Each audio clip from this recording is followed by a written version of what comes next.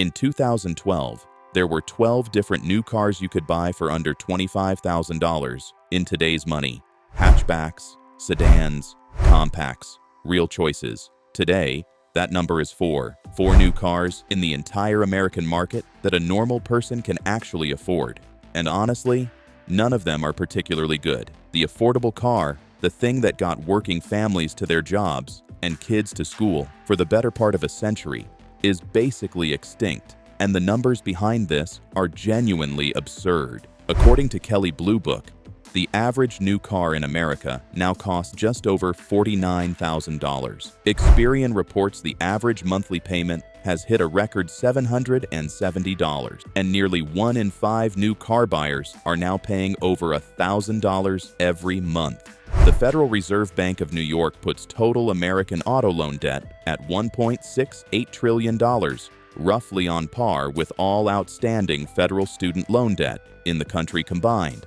A car, an object that loses value the second you drive it off the lot. It has quietly become one of the largest sources of debt bondage for everyday Americans. So how did getting from point A to point B turn into a financial trap that millions of people cannot escape?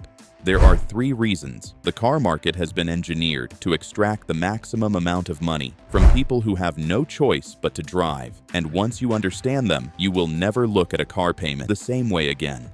This is how modern money works. And right now, it's not working for you. Reason 1. The Great Disappearance.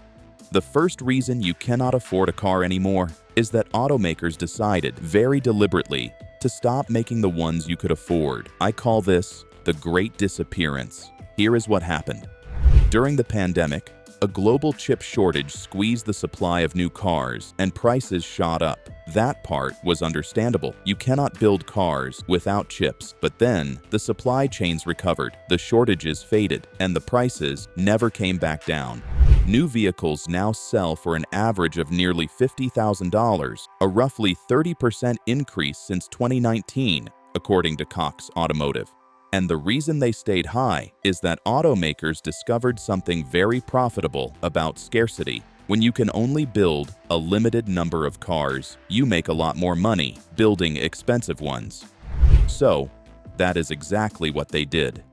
They quietly discontinued their cheap models, the compact sedans, the economy hatchbacks, the cars working families actually relied on.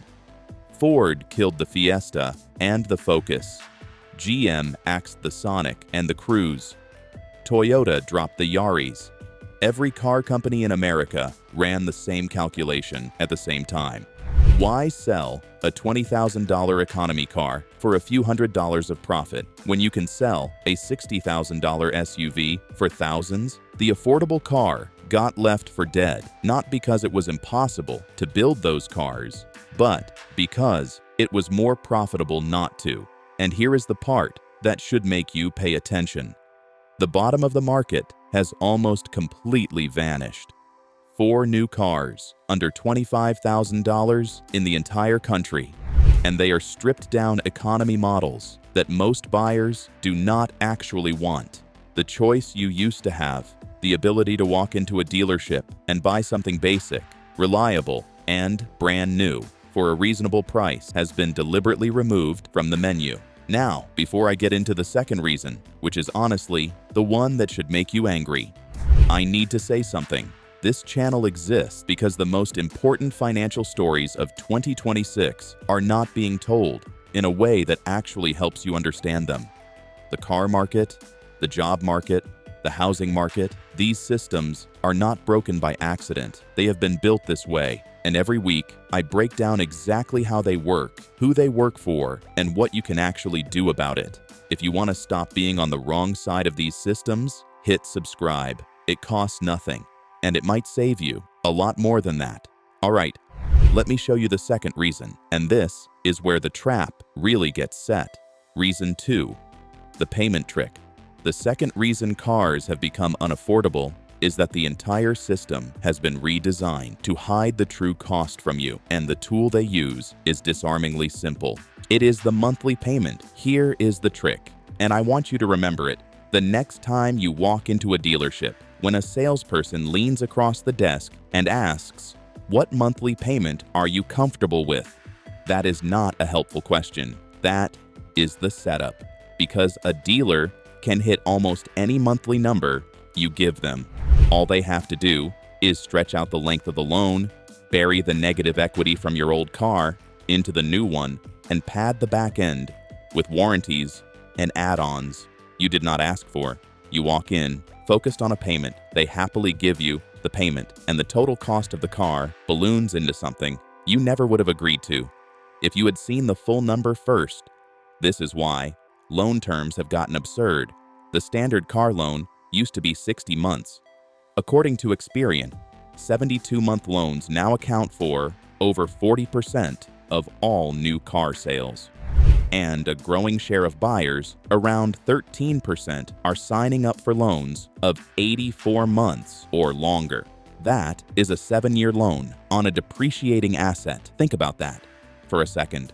People are taking on car debt that will outlast the car itself. Also, the monthly payment looks manageable on the day they sign. And here is where the trap gets even deeper, because the longer the loan, the faster you fall into what I call the underwater treadmill. Cars lose value faster than these long loans pay down. Millions of people end up underwater, owing more on the car than it is actually worth. So when they go to trade it in for their next vehicle, they roll that negative balance into the new loan. Now, they are paying interest on a car they no longer even own, stacked on top of the loan for the car they just bought. It is a financial treadmill that gets harder to step off with every single trade-in. Interest rates make all of this worse, even with rates ticking down slightly. In 2026, Federal Reserve data shows the average new car loan still sits around 7%. Used car loans routinely run above 10%.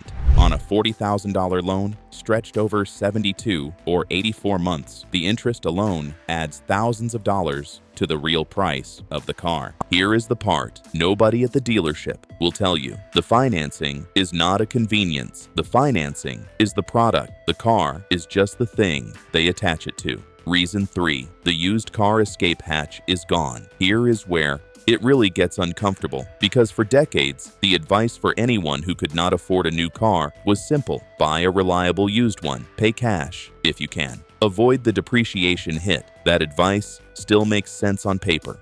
But the used market is not the escape hatch it used to be. According to Cox Automotive, the average used car now costs around $26,000. That is up roughly 18% over 5 years.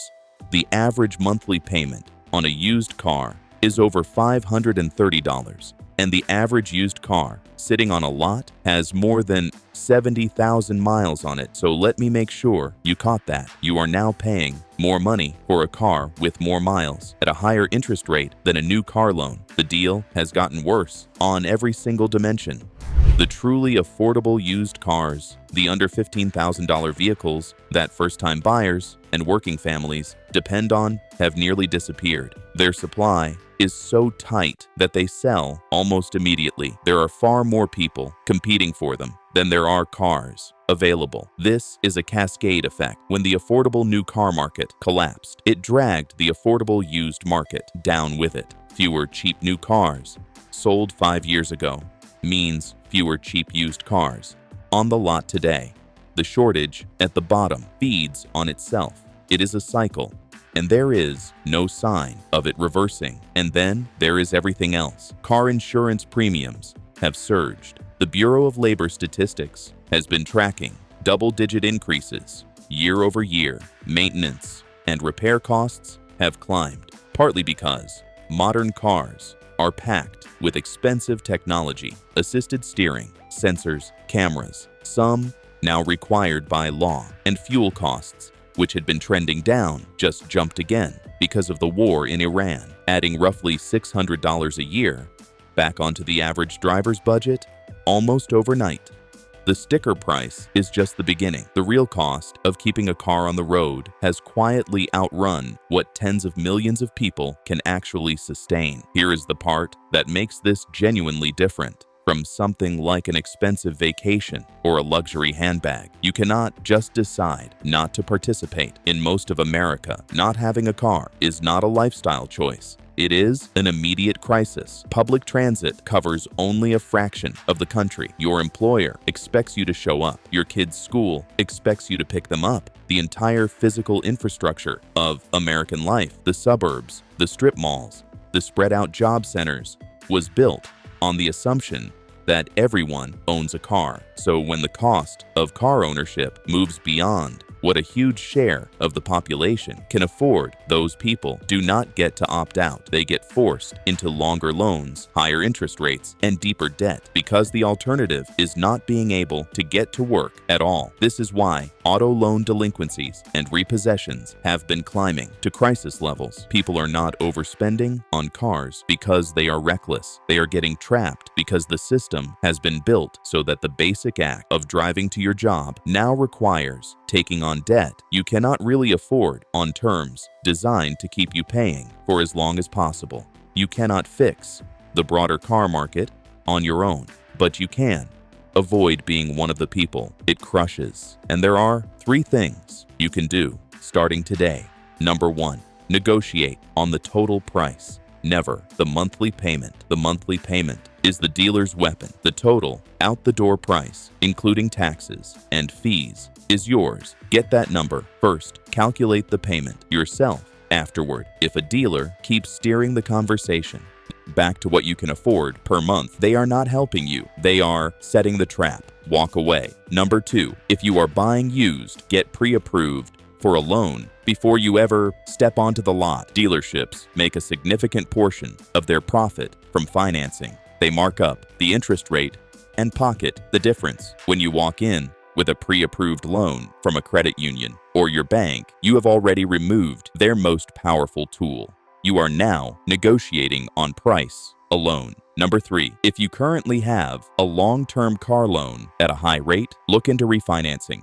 Rates in 2026 are starting to come down slightly. If you are sitting on a 72 or 84-month loan at 8% or higher and your credit has improved since you signed, you might be able to shorten the term and lower the rate. It is not always possible, but it is worth checking. Even shaving 12 months off your loan can save you thousands of dollars in interest. The worst thing you can do is nothing. Here is what I want you to take away from all of this. The car market did not break by accident. Every piece of this, the vanishing affordable models, the stretched out loans, the collapsing used market, is the result of deliberate decisions made by companies that profit when you owe more for longer. The system is working exactly as it was designed to work, just not for you. But understanding how the system works is the first step to not being one of the people it feeds on. The car you drive should not be the thing that keeps you from building wealth. It should just be the thing that gets you where you are going.